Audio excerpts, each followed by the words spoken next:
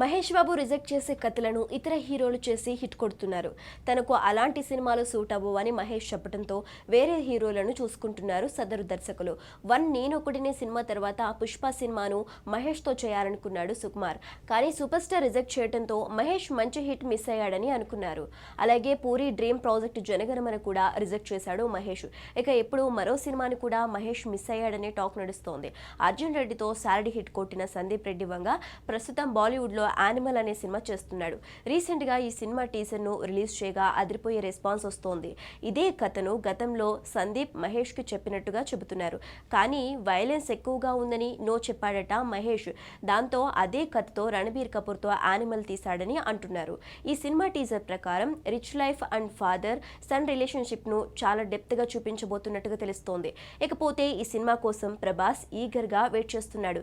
Next Sandeep తో spirit movie చేయనున్నాడు Prabhas. అందుకే animal teaser చూసిన తర్వాత స్టన్నింగ్ టీజర్. రణబీర్, సందీప్, భూషణ్ జీ అభినందనలు.